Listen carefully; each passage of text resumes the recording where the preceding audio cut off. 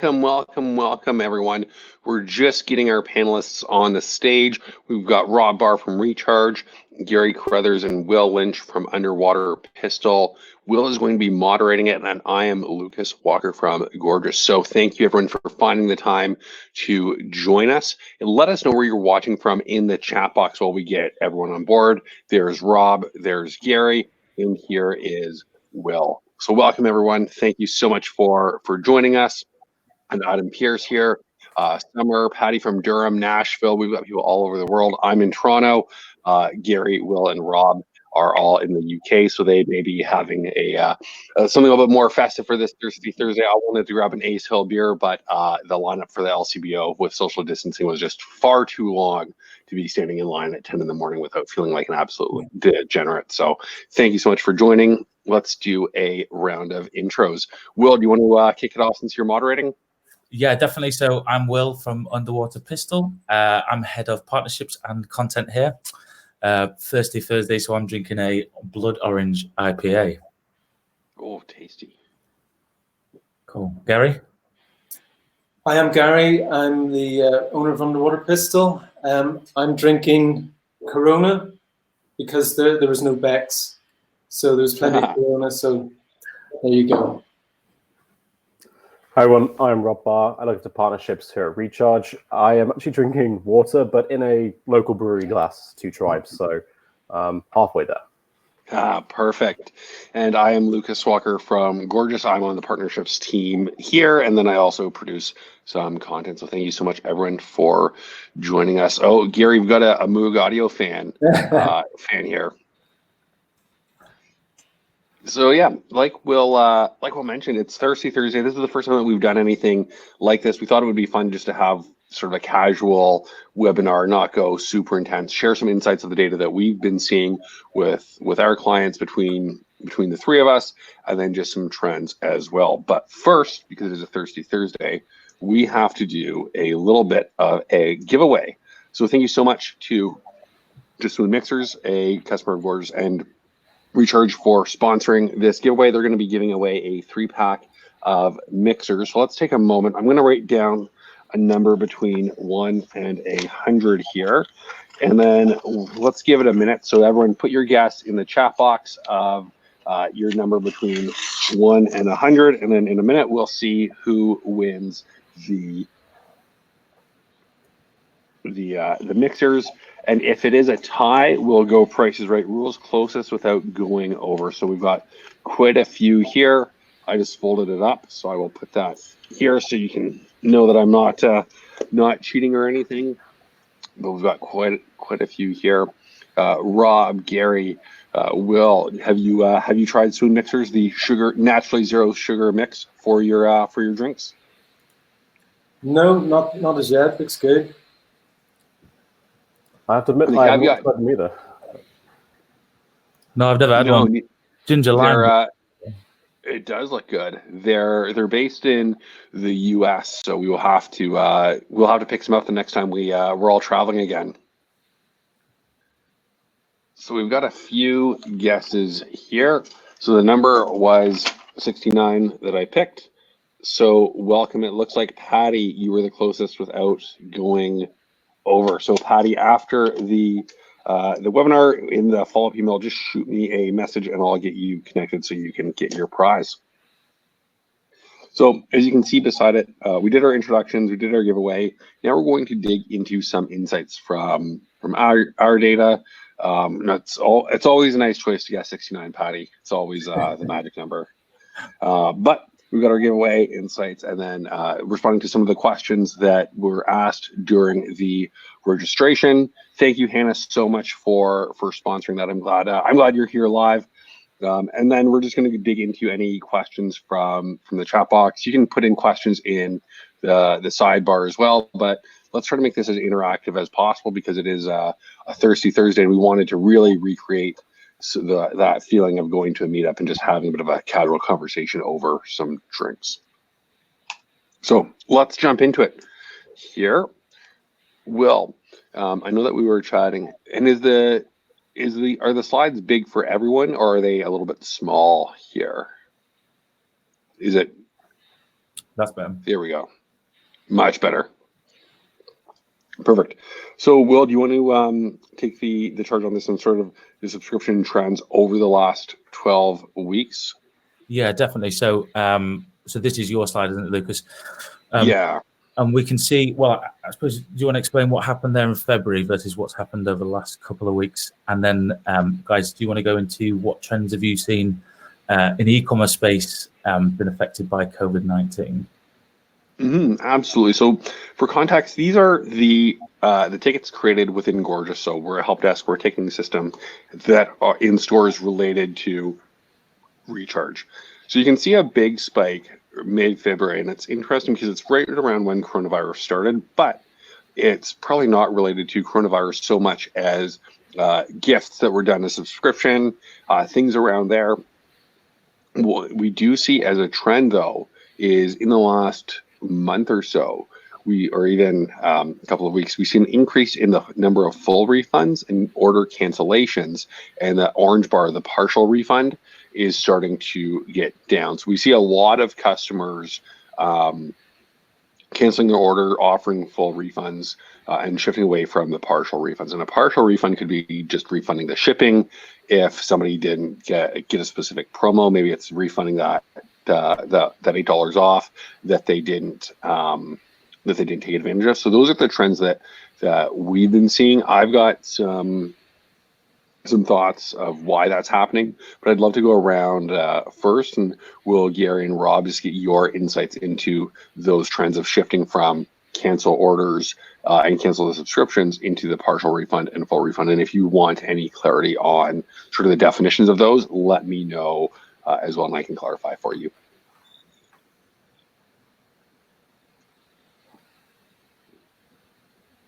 So Rob, you want to go first into some of the trends that you've seen and how from recharge and how that aligns to these tickets that have been created? Yeah, of course. I think just talking at more of a macro level, we're seeing actually a big drive in the overall amount of processing going through the platform. That is as an aggregate, though. On the micro level, there are obviously some number of merchants who aren't faring the storm quite as well as others. I think that's really always seeing this cancellation and the full refund come into play.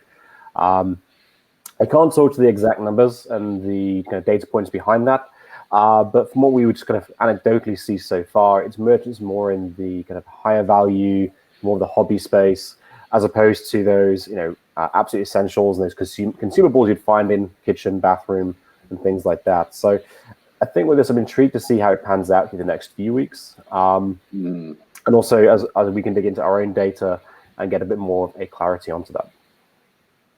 Yeah, absolutely. And Gary, well, what about you guys? Yeah, I mean, I think this mirrors quite closely what we were experiencing with our own merchants that we deal with on a day-to-day basis. I think that some people, there was a knee-jerk reaction to how things were panning out, and some of them would just put the stop on what they regarded as non-essential spending. So I would assume it's something similar with the customers for these subscriptions.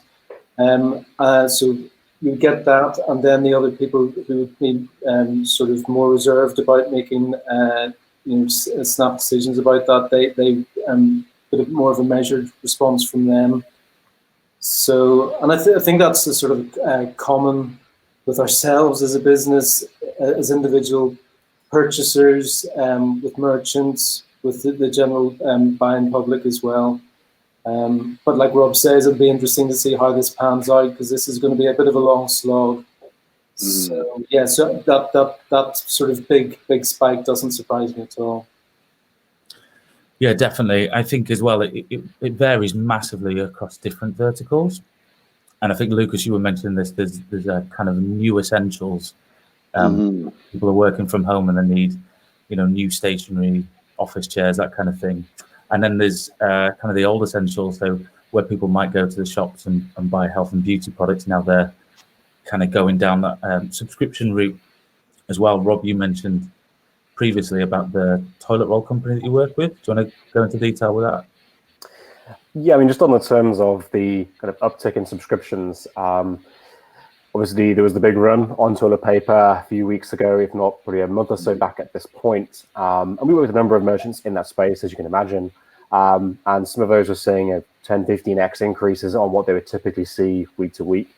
And interestingly enough, there were brands such as Who Gives a Crap, which is an Australian-based charitable toilet paper company. They were holding back stock and actually prioritizing their subscribers over kind of net new people to the brand, just to ensure that loyalty was being rewarded. And so I think there's also a big uptick there in people kind of just getting through the door, putting a stamp down and saying, I want to be a subscriber to get that preferential treatment. I think also, we're seeing people really consider their actions in terms of just nipping to the store on the way home from the office to pick up, again, let's stick on the toilet paper theme, now being more mindful that if they are doing a shop and it's outside of the home, that it has to be very much a targeted effort. Whereas if you're just receiving products at home, it's a lot lower risk. In that scenario, there's looking to what's the most convenient way to get that product delivered to them. And so, yeah, also work from home, a big uptick in the use of consumables. People aren't necessarily using things outside of the home in the office or anywhere else in their lives. And so we have a question from Diane in the chat box here. So to clarify, are we suggesting the higher ticket hobbies and non-essential services are those suffering higher cancellations and refunds? And I just wanted to jump in and say another factor here is supply chain, where if you don't have the inventory in stock because you're non-essential or everything is just taking longer, you might need to cancel the order or offer a full refund just because you can't ship it out. So there are really multiple factors here causing the increase in full refunds and order cancellations as well. It's not always the economic impact of people canceling it. It could be that the supplier is unable to fill it at all. And just to clarify, the cancel subscription versus cancel order, that means that they're already subscribed. Maybe they've had a shipment. They want to no longer be charged for their subscription. And the cancel order is the order has been processed and that they want to say, no, I don't want this. I'm going to cancel the order in Shopify. So a couple of points there to clarify, though, that terminology. Yeah, I think also to that point, there might be, and again, this is just purely conjecture on my part, scenarios where people have overstocked. We do see a lot of people leveraging the flexibility of a subscription. So they move in, they sign up, and then ongoing, they'll do things like they'll skip shipments or even pause.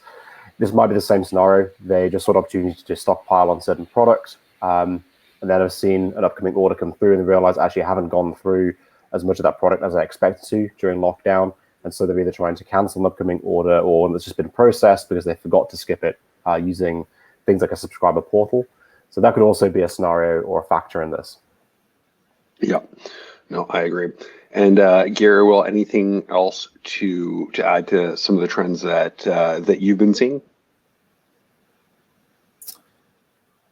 Yeah, Gary, we've been seeing a couple of trends across some really dark horses, haven't we? Do you want to explain some of those? Well, yeah, a fun observation was sex toys. It's always fun. But yeah, there was an article in the UK Independent a couple of days ago that sort of piqued my interest, and so I think that that would be a fairly predictable thing maybe in retrospect for people to get more interested in. Lots of lockdown, so time in their hands. But yeah, usually you can't go on any dates. Sorry, you can't go on any dates. You're not going out and meeting a bunch of new people, going out to a bar or anything. Exactly. So yeah, so I mean, I think that's possibly a really interesting growth area. It was massive sector anyway. But also, I mean, food and drink, alcohol, the obvious ones, yeah. So I think, and Will, you were mentioning about local shops because the supermarkets weren't able to service because they were under a lot of pressure. Yeah, definitely. We're finding a lot of the supermarkets here. I know Sainsbury's, all their click and collect, they're saving those for older people that are having to stay in at home. So you're finding a lot more of the kind of the localized online merchants are being able to service kind of the people that can't go out to the shops but aren't within that kind of high risk category as well. How do you guys think that merchants that are struggling this time can continue that e-commerce experience? Yeah, so I think it's really interesting. So just to dig into this data a little bit more, ours is going to be a little bit behind the transaction, just because you can't refund or cancel an order that hasn't gone through yet. And what we've seen at Gorgias and what Rob, you mentioned as well, and what other people, including Shopify, are showing is that in the last week, a lot of merchants are like the total order volume has been higher than Black Friday a few months ago. So sales across the board are up in terms of all transactions, but that's going to be very, very industry specific. And I think it's very interesting the mention of sex toys, Gary, because that's a perfect example of a supply chain. It's very much not an essential service. You're not going to push to open the sex toy factory. So once that supply runs out, even getting the container from overseas in the factory where they're made, that's going to be given priority to companies like 3M and other companies who are making masks and essential services overseas. So we see a few questions there. See any markets where there's an uptake in subscriptions? We talked about that a little bit. Coffee is an uptake, coffee, tea, anything that's really at home. Containers from China are not an issue. Pets is a good one. Pardon me? Pets is a good one. Yeah, so somebody, Chad mentioned cat litter. We're seeing a lot of interest in that. Pet food. Yeah, that's interesting. Oh, go ahead, Rob. I was going to say on our side, it was very much a validation of what we would expect. Things like meal replacement drinks alongside toilet paper were, huge beneficiaries of the situation. So the likes of Huel, Soylent, who we work with, where they have a 2-year shelf life product. Also, had quite a good supply chain in place where they could actually supply product where people maybe were literally struggling to get hold of food from more traditional sources. They were just getting a huge uptake in terms of their new subscribers coming through the door. And even using Huel as an example, maybe you replace one of your meals because you're at home, you're not as active, and then it can also help you stretch out how often you have to go to the grocery store between shops. So we had mentioned as well, we've got a picture of a beautiful bathroom with a giant walk-in shower here. One thing that we've all seen is the uptick in toiletries and bathroom products. So things like natural deodorant, toilet paper. Rob, you'd mentioned Who Gives a Crap as one. What were some of the ways that they were almost being loyal to their subscribers, who are their most loyal customers? It was quite literally the fact that they were pretty much guaranteeing that if you're a subscriber, you'd actually get the product delivered to you. I think particularly when we're seeing stores being sold out, and even for themselves, there's some trepidation potentially around the supply chain there. The fact that you could just guarantee you to get the product if you were a longer time subscriber, I think was in and of itself a motivator. Mm-hmm. Yeah, absolutely. And I've had a store on Shopify and Recharge for a number of years now. And one of our promotions that we do before COVID is that by subscribing, you get locked into the pricing. If there's ever any increases or anything, you always get that preferential treatment. Gary, I know that you had talked about some mentions that of natural deodorants, some of the clients that you're working with. What are some of those trends that you've seen? So we've got one client who hasn't launched her subscription products yet, but again, like Rob said, it sort of validated what she was hoping would be the case. So this has sort of accelerated the process. So that'll be deodorant without nasty additives, but also subscription period pants, which I think is as part of a sort of a cosmetic and well-being box. So that's accelerating that rollout as well. Yeah, absolutely. And then, Will, anything else that you've seen in terms of brands that are seeing a little bit of an uptake in the traditional model before we talk about some of those really interesting use cases of subscriptions on the next slide? Yeah, I think beer and vaping a lot of people kind of go to the vape shops and buy those cartridges, and now they're having to do that online. So there's a big uptick in that at the moment, definitely. Well, that's really interesting. It's And also, sorry, Lucas, I keep interrupting you. yeah, no worries. Go ahead, Rob. I was just going to say as well, kind of further to the point I made earlier around the fact that people are being more mindful of those ad hoc transactions they would make just out and about, going to and from the office or from their workplace. We're seeing increased use of our one-time product add-on, and so in that subscription model, you have an upcoming order, but you also have the ability through the Recharge platform to append on additional items. So particularly if you're a larger SKU library merchant in things like health, fitness, beauty, supplements, food, beverage, be able to say to someone, like, you have an upcoming order for, let's say your toothpaste. Are you also running low on detergent, soaps, face wash, things like that? Want to add them on just as a ad hoc transaction to your already recurring order and delivery. So we're definitely seeing brands leverage their wider SKU base, and even SKUs that would not typically be a typical subscription fit. There may be a longer time use item that's less consumable or is less frequently they forecast to be run out. If you're a user, you don't necessarily know if you're going to run out of toothpaste in 2 weeks, 3 weeks, but you do know when you are running low, and you can just add on additional purchase there. Yeah, I think that's a great example too. Of you have your sort of your core items that run through at the same pace. And I'm trying not to laugh at Diane's comment here. Great to see where people's priorities like sex toys, bean, and vaping. But hey, you know what? That's why we did it as the Thirsty Thursday webinar. It's nice and casual. We're not going to try to be all pretentious, pretending like those industries don't exist. But it's absolutely interesting of just what people are doing to kill the time at home. Now, for people who are not just laying around with their sex toys and vaping all day, a very interesting use case that, Rob, we were talking about before was how some home fitness or gyms and studios have been switching up their models. So you had a great example, if you want to dive into that a little bit, Rob, of just trends of brands pivoting and adapting their subscription model. Yeah, actually, it was one that came to me kind of a bit of left field. My girlfriend's an avid spin bike user, going to a few studios here in London. Obviously, that has been shut down, and it's kind of driving her a little bit crazy.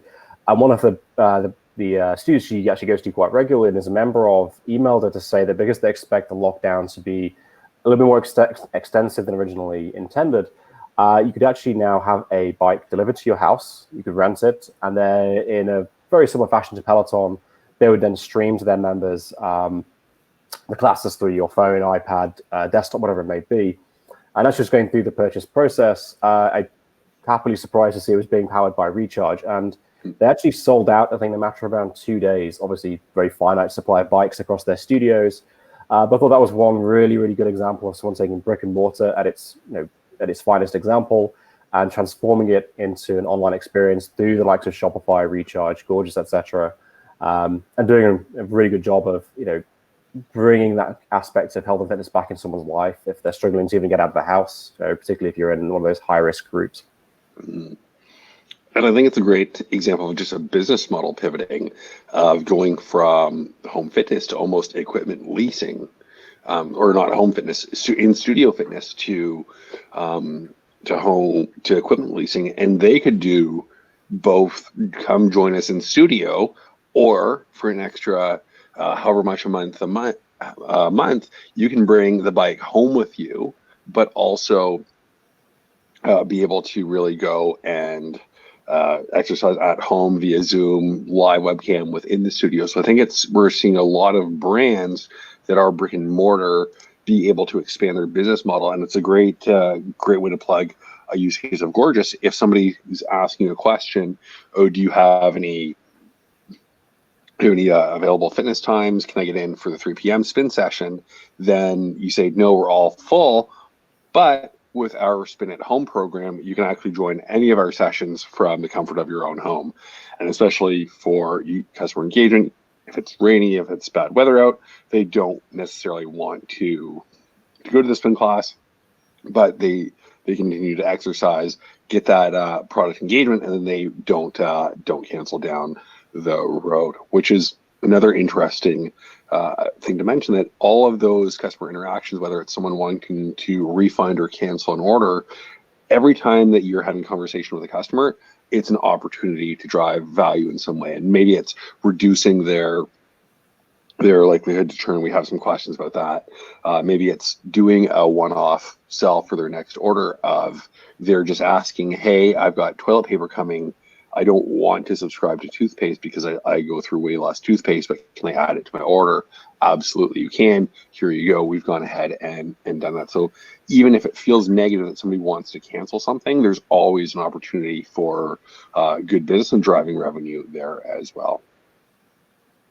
So let's jump into some of the questions now. We picked a few that we really liked, but if you have any other questions, drop them in the comment box in the chat window. We can even invite you to come up on stage if you want to participate as well. I know that nobody ever loves the audience participation part of the show, so no pressure on that, but definitely drop your questions in the chat box. So the first question that came up was, how can brands do memberships, and what are some of the advantages to memberships? So I think that an obvious one is if you have a product that it makes sense to have a membership, like a fitness studio, you can do that. But Gary, Will, Rob, what are some examples you've seen of brands offering memberships when maybe you don't necessarily think of it as a subscription-based business? I'll jump in. We've got some fashion brands who run membership schemes for early access to new lines, and that works really well. And it's obviously very easy to set up and easy to manage. But it has that exclusivity about it, which people who are really sort of brand advocates, they really love. They love that aspect of it. So it's a no-brainer for us. It's a very easy sell for us to mention to the merchant about why the reasons why brands should do it, and virtually all the brands that we speak to think, well, why would we do it? So I think that's an obvious one. Mm-hmm. Yeah, definitely, and I think as well in this time as well, it doesn't necessarily need to focus on fashion as well. You can set up memberships, like you say, for who gives a crap almost, the toilet roll brand, kind of focusing more on giving that to the loyal customers, and so maybe you could set up a membership based on that as well. Mm. Yeah, that would definitely tie onto that. To Gary's point, it's often the brands that just doesn't really shout out to you that they should do a subscription or membership model that actually can have a lot of impact from this in monetizing a highly engaged consumer base. If you are selling out a product almost immediately, want to give preferential access to your most loyal customers. You can give side fringe benefits as well, kind of Amazon Prime style, give them expedited delivery, also offer them things like discounts on just any purchase they make across the board, free gifts. There's a number of different models that we see in play. I think a couple of good examples that come to my mind. Anyone who's kind of heard Recharge speak, we're huge fans of Freshly Picked out in the US. That's a high-end children's moccasin, very high price point, but a very highly engaged consumer base. They have a $10 a month fringe club, and with that, you get all of those benefits of expedited delivery, discounts, and also they are quite clever in how they do it. It actually take the membership cost, about $10 a month, and apply it as a credit to your account, so you can actually redeem it. It's a very low-risk model for the subscriber, but obviously ultimately leads to an uptick in cash flow for the merchant. Then we'll see the likes of Craft Gin Club in the UK. They're primarily a subscription model business, but they do also have a one-time purchase store, and that's typically as an upsell from your subscription. If you like a particular gin or tonic, whatever it might be, you can then go through and buy it on an ad hoc one-time basis. But as a subscriber, you do get reduced pricing to begin with. But you can also use things like loyalty points you accrue on those recurring purchases against those one-time purchases as well. So a number of different facets to how you can run those membership models. Mm-hmm. I think that all those are good, and something that could be really interesting. Yes, John, we did do a little ASL here to get to know one another. Wow, John actually putting in the age and sex and location. But what I was going to say was having some sort of guaranteed shipping or some sort of insurance that if your order isn't gets lost with some of the shipping delays, we'll send you out another one as well. So basically, a really good way to do memberships is take a look at, and you can do this within Gorgias or just looking at your customer service requests, find out what people are saying, what some of those objections to purchase are, and then say, well, as a member, you get all of these exclusive benefits, so your customers don't have to worry whether it's about shipping or price increases or discounts or anything. And then to what Freshly Picked does is you then apply that membership cost as a credit to their next account. So the customer thinks that they're getting a discount, they feel like they're getting a discount, but they don't. You don't have to give up that margin. So we've got a question here from John, which is a perfect question for everyone here. But what's the best way to create a subscription or boxes? How do you effectively market them, and how do you decide to display them on your website? So why don't we pass it to Gary and Will, because this is the exact kind of project that you can help with Underwaterpistol, and then Rob, maybe you and I can share some just generally best practices for subscription boxes.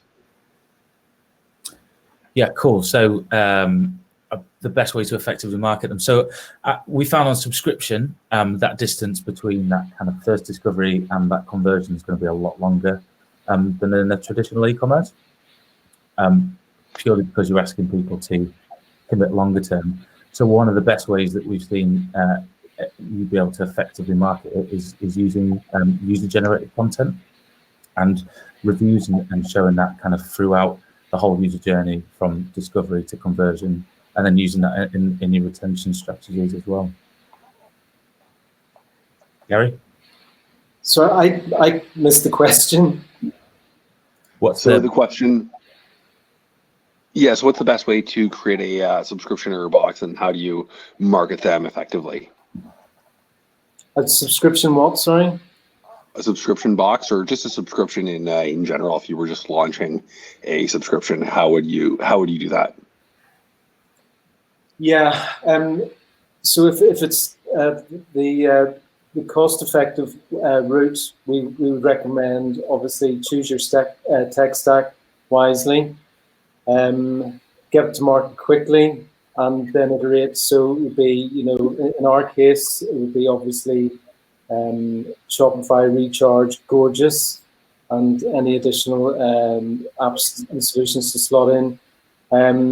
Get to market quickly, and then use the any revenue through the site. You remarket, basically, just market. The bells and whistles, the features. Introduce that later once there's proper revenue coming through the business. And I think that this is a bit of a pet subject for me and Rob. Keep the user journey as simple as possible. The subscription, no tricksiness with wizards. If you can avoid it, capture only the data that you need to capture, which will add value to the customer, and just keep the friction to a minimum. Get people through the process, the purchasing process, nice and efficiently. Yeah, no, absolutely. And then Rob, what are some of the best ways that you've seen marketing subscriptions? Yeah, I think to echo Gary's thoughts there, just keep it really simple. You've got a big enough challenge convincing someone to go through and commit to you as a subscriber, as opposed to one-time purchase, without adding friction to that process. I'd say education and transparency are also really overlooked, in my opinion. Education in the just really voicing through the entire purchase flow. This is a subscription. It is going to be transparent. You can log in, you can cancel, skip, edit, change that subscription any way you can. To really highlight that both pre and post purchase, make sure you're leveraging things like, our notifications in Recharge cover the life cycle of a subscriber. So when they sign up, again, really signpost, there is that portal. Here's how you log in. Here's what you can do. And the reason I say that is that we've done the numbers. If a subscriber is actually interacting with the brand, they are 15% more valuable in terms of their LTV. They actually do persist. They don't churn out anywhere near as quickly as anybody else. I'd also say don't make any assumptions. Definitely test and iterate. And again, the number behind this is we did a big report recently. We dug into a lot of our merchants to see, what are the most frequently used subscription frequencies, and you'd assume monthly, quarterly, annual, biannual. Yes, monthly is around half of all subscribers, but around a third actually don't adhere to a strict frequency. These are situations where subscribers got in and said, actually, I go through my toothpaste every 6 weeks. I don't want to buy on a monthly or bi-monthly basis. So given that flexibility and just try and reduce that and mitigate that churn that's going to happen. But also speak to your customers and find out, how often do they buy? Look at your one-time purchase data. What is the typical time frame between someone purchasing and then rebuying again for the same SKU or same product, and leverage that? Yeah, absolutely. And I think just one thing to echo that is automate what you can, whether it's preemptively helping people cancel or pause their subscription. You don't want to have to be doing that for them. You don't want to be offering a concierge service. So really try to figure out what you don't need to do. And I think, Rob, this is a great question for you from Diane in the chat. What is the average price point of between a one-time only purchase and a subscription price? So assuming it comes every couple of weeks or monthly.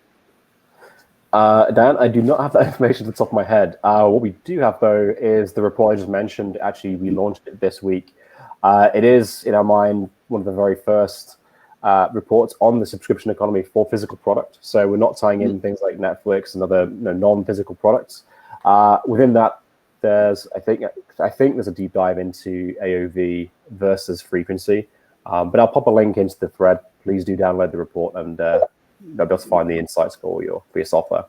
Perfect. And we'll put, I'm going to send a wrap-up email to everyone. Rob, if you send me over that link, I'll put that in the summary link there. Cool. So the next big question that we had was just general subscription tips. So we got into this a little bit, but we had quite a few people asking for some sort of variation of this, from what tools you should use to gaining more subscribers to reducing churn. So let's just go rapid fire. I know that we mentioned sort of the ideal tech stack, but obviously building on Shopify with Recharge and Gorgias, that will be most of it. You definitely want some sort of help desk taking system, just because people have more questions about subscriptions, and you want to be able to manage that. Rob and Gary and Will, what other tools would you say to get started? Let's break this one down into probably tools, growth, and then customer service or reducing churn. So starting with tools, what kind of tools would you recommend other than everyone who's on the webinar to plug our own businesses here? What else would you recommend to get started?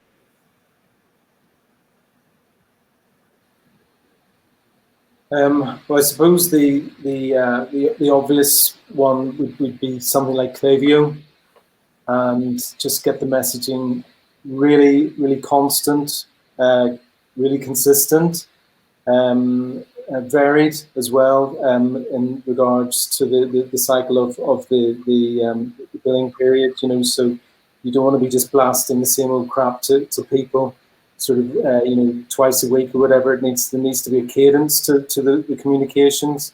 So something like Klaviyo obviously integrates very well with Recharge, and that would be one of our recommendations. And I know Will would subscribe to that as well.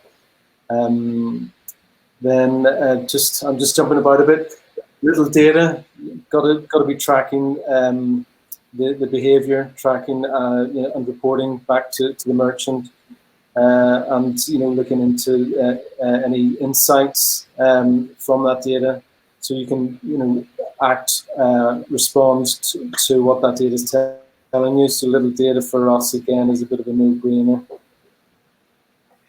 Yeah, I would definitely say email flows related to subscription. So upcoming subscription, if you sell one-time purchases and subscriptions, what we found with my business was really after that second order is when to push the subscription hard, because it says, hey, you've already ordered twice, want to have it at a regular occurrence, so you never run out. You have better pricing plus additional promo. So definitely some good email flows and sequences there to promote it. Rob, what other tools would you recommend people have? Take into account. Gary ticked off some of the major ones there. I'd say there are a couple of smaller ones that aren't that widely known. They're kind of more recharge unique. One is Rebuy, which is built by a team out in Southern California called Above Market. That's intelligent cross-sell for checkout for subscription. So if you do know there's certain products, so for example, if you're a coffee company, may want to add in filters and cross-sell those during that subscription checkout process, upsell them into subscription over a one-time purchase. That's a really powerful tool. We're seeing some great numbers coming out of their usage with the likes of Pura Vida bracelets. I'd say ARPU, again, another tool born out of one of our merchants and agency teams. They're looking to take over the upcoming order notification and inject in there really clear calls to action to append on single-time purchase to upcoming orders. A good example of that is Kettle on Fire using them. They'll do things like trial out new flavors to their subscribers through that process. They'd also say there's other tools out there like Churn Buster, for example, which again is more of an intelligent churn mitigation tool. And so, again, if someone does actually cancel or they have a failed card payment, really making that process to recapture them or bring them back into the active life cycle as easy as possible is huge. Yeah, jump on that as well. Introducing a loyalty program, so using something like Loyalty Line and Smile, we see that helps get people over the line for that first conversion anyway, but helps retain them, customers as well. Especially if they've built up points and they can get a month free, and they're coming to that point where they need to cancel or skip a subscription. If they've got a month free, that holds them on for a little bit longer. Maybe through that you can convince them to kind of stay on a bit longer as well. Absolutely. And I think that something really important to consider is how well all of these tools work together. I'm just posting a video in the chat box since you mentioned Churn Buster. John Roman of BattleBox, they sent to a lot of cool camping stuff. They reduced their churn 75% using a mixture of Recharge, Churn Buster, and Gorgias. I'm going to put that link in the chat box here. And yes, we're going to send out all these resources, and I have a feeling that we'll probably turn this into a blog post as well, just because there's a lot of good knowledge here. So the next question, just while I'm typing this out, would be in terms of general growth, what are some of the ways that you see brands healthily and consistently grow their number of subscribers? Yep. So referrals is obviously a really good way to grow. I think the stat is something like if somebody joins a subscription program via a referral, they're 5 times more likely to refer somebody else. So that's obviously a really good way to kind of grow an organic feedback loop almost with that. Yeah, absolutely. Yeah, I'd echo that as well. I think things like UGC, you just really can't discount in terms of that validation as to why someone should be a subscriber versus a one-time purchaser. I'd say also, again, back to this idea of communication, just ensuring that people don't feel like they've been misled into becoming a subscriber. They feel very, the brand's being very honest with them about when they're being billed, for how much, for what products, when will that arrive, and then give them, again, clarity about how they can skip those if needs be, change the product out. I think also definitely leverage opportunity to work more closely in a conversational way with your best subscriber, most loyal customers who are your subscribers. Offer them the ability to try out new products, new flavors, color ranges, whatever it may be. And then also with that, don't just focus on email. There's a great set of tools out there now with SMS, Face Messenger, to ensure that messaging gets to the right people at the right time, and don't abuse that kind of process as well. Yeah, I think that SMS is a huge one right now, especially just to increase your one-time purchases. If you send that reminder of, hey, your order is shipping out, would you like to add anything to it? Check out the menu or the products that you can add that people like to add quite frequently, and then go in and encourage people to update their orders that way. And that's part of a good email flow as well. You want to be messaging your customers where they're responding to. Gary, any other tools or just general suggestions for subscription growth? Yeah, I mean, it's all about referrals, isn't it? Yeah, user-generated content as well. But for us, it's about retention. It's just key. It's if you look after your. I mean, we're a retainer business, a subscription business. Essentially, we try and mimic a subscription business the way we deal with clients and brands. And it's just about trying to get that consistent tone of voice, consistent messaging.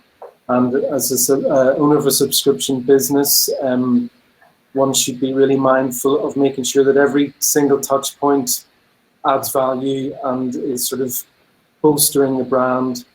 And it can be sometimes regarded as a bit of an afterthought, and there's always something more important to address. But I think it should be, the merchant should be mindful of just making sure every little detail is just aligned on message and as sort of as joined up as it can be.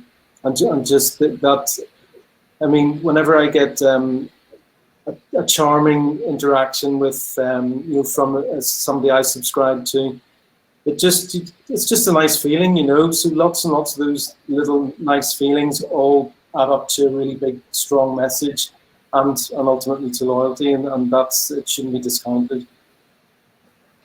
Yeah, absolutely. So we've got quite a few questions here in the chat box. The first one, I'll merge a couple of them. What are your favorite loyalty programs? Smile, Yotpo are both pretty good. There's Reversion as well. In terms of subscription specifically, Rob, I'll defer this one to you, but what's the app that really integrates best with Recharge if you're going pure subscription for doing referrals? And also just what are some of the best rewards that you've seen people doing? That could be a good question for Gary and Will and the rest of the panel. Yeah, I don't think there's a answer to this. In terms of the tools that we do work with, we work with Referral Candy, Reversion, Smile, Loyalty Line, Swell. They all have a fantastic offering. It really is down to personal preference and whether their product matrix fits your needs. In terms of the rewards themselves, we see a number of different ways of doing this. Either pure financial play, whereby someone is given a financial reward for sending a referral, or they get points that result in a discount, or it's automatically discounted their next purchase, or it may become something completely different. It might be a free gift. So there's many different models we can look into. I think it depends on what vertical you're in, the product, the value of that as well. I would just say on that, and it's not really related to this, but in terms of the subscribe and save, the typical sweet spot we see there in terms of incentivization is more around the 5-10% mark. We do see a lot of brands coming in as they launch a program, and they're very aggressive on the incentivization. It's like 20% off, which really just discounts the product to the merchant. It doesn't actually improve the incentive rate or uptake by the consumer. But yeah, Dan, I don't know if you want to just drop me a note directly. We can kind of talk through some of this stuff via email if you prefer, or over the phone. And then in terms of some of the best incentives, Gary or Will, have you seen some really interesting rewards that people have done to incentivize referrals? In terms of referrals, yeah. So there's obviously I quite like the one where you split it. So if you're going to give a monetary value off, £5 for you, £5 for your friend, that's always quite a nice one. One of the things I would say to Diane is try and work out what your desired cost per acquisition is, and then use that as a basis for your reward. And that way, it's not you're not dropping your ROI on that channel. Absolutely. Yeah, I mean, our merchants use a variety of tools and techniques for this sort of thing. But yeah, I mean, the obvious tools like Reversion, Smile, Loyalty Line, they're all very helpful in giving you a steer on what you can introduce to the mix, which will help generate business. Yeah, absolutely. There was one question about the best data email the list. Ultimately, just send out more emails and then look at the data and activate some smart sending. But unless you're a big company, that won't matter too much. I hate to say this, but I think that most smaller independent brands don't send enough emails.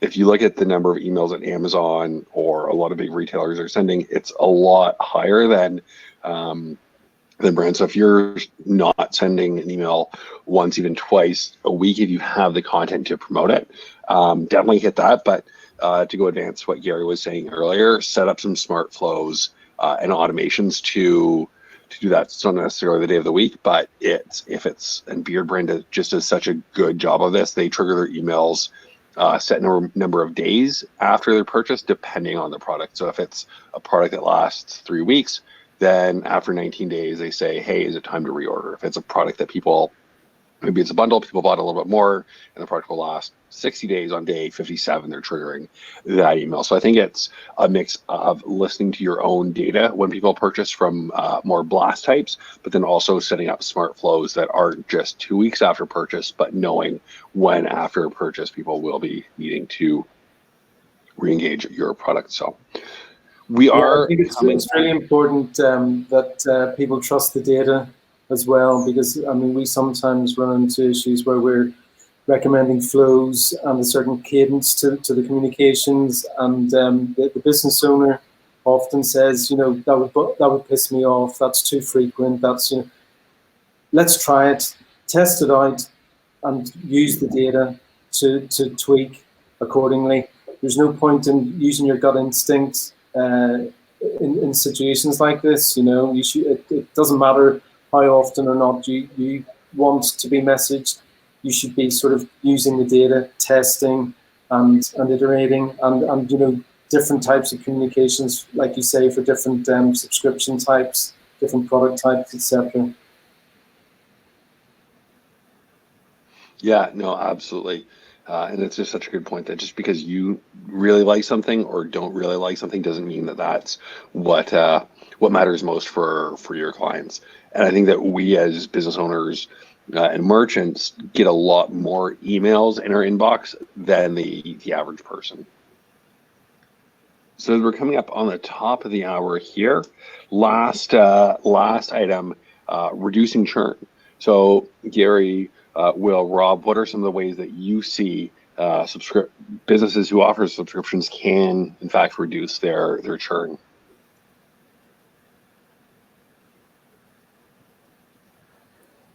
I can hop on this one. But I think, as I mentioned earlier, a consumer that interacts or a subscriber that interacts does have an inherently better lifetime value to you as a merchant. And so we have a few tools in place within Recharge to mitigate churn. One is actually the cancellation flow. So if you do click on, I want to cancel my subscription, you could offer up a number of questions to find out, first of all, if there's some product feedback you need to be aware of, but also ask people, do you have too much product? If they click yes, give them a dynamic response and say, well, why not just reduce volume or skip or change upcoming order dates? If you're going on vacation, just put things on pause. If you just don't like the product, why not swap it? Try a different SKU, try a different variant. And all of this is really, really easy to set up in Recharge. I'd also say we're seeing some great tools such as Rebuy, which I mentioned earlier. They have a reactivation flow. So 30 days after someone cancels, 60 and 90, they'll send them an email with a very clear and easy call to action to either apply a discount, to resubscribe. 60 days maybe discount and a free gift. 90 days, even more an incentivized reason. And they're seeing, again, good numbers there in terms of bringing people back into being an active subscriber. Yeah. Check out the more as we go live, we're definitely going to do a big blog post with all of these resources. But take a look at what BattleBox did to reduce churn, because not all churn is because people are unhappy with a product. Sometimes it's just the credit card expires and they don't even think about it. So what they did was proactively open up a ticket in Gorgias just to encourage people to update their credit card so that there's no accidental churn there or any cancellation there. The other thing too is if people are asking to cancel their order, go through those same questions in that flow and create some macros for your customer service team to say, well, how come you're canceling? Do you have too much product? Is it like you just not get your order? Okay, well, let's send you a replacement one then, and we'll send it a little bit more and not charge your card for this one since you didn't receive it. So just if you can get some customer engagement beforehand, that will help, but also being on top of the automatic churn as well. So Gary, Will, any final thoughts on reducing churn here as we come up to the top of the hour? Yeah, again, we try and sort of think about what we do, retaining our own clients and try and educate the merchant whenever they're getting up and running with subscription, just following the same. There's so many different similar parallels with the way our merchants are doing business and the way we try and do business, and we do that on purpose. And yeah, so it's just about being as valuable as possible to the customer, and just adding lots of ways of different value to each and every interaction.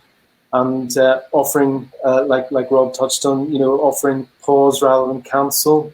So you're not breaking up; it's just we're having a break. Lots of options like that. Certainly offering discount or holidays as well. All things like that.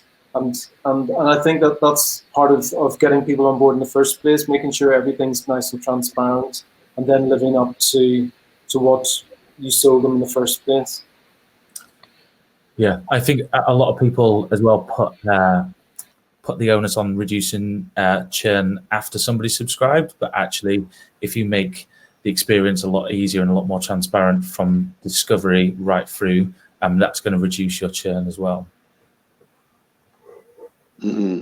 Absolutely. And just one last thing to wrap up on is don't overly promote new offers to new customers that either your subscribers are going to see or that you're not offering them. And I mean, take a look at your data. If they've spent thousands of dollars with you and have been a subscriber for a couple of years, just say, hey, you know what? Thanks for your business. Your next shipment is on us, because they've been one of your most profitable customers. You really want to make sure that they're happy. Or the other thing that I've seen done is for stores that do a little bit of merch and they just do simple print on demand, they'll just proactively ship some merch to those customers. So there's quite a few ways that you can do there to re-engage your top 10% of your customer base. Awesome. So we are up at the top of the hour. Rob, Gary, Will, where can people find you if they want some help either building out a subscription page or just getting started with subscriptions for their Shopify store? Yeah, just drop us a line, Gary at or Will at underwaterpistol.com, and we can jump in a call anytime. Yep, myself, just rob at rechargepayments.com. Just drop me a note. Happy to answer any questions or put you in touch with the right people. Awesome.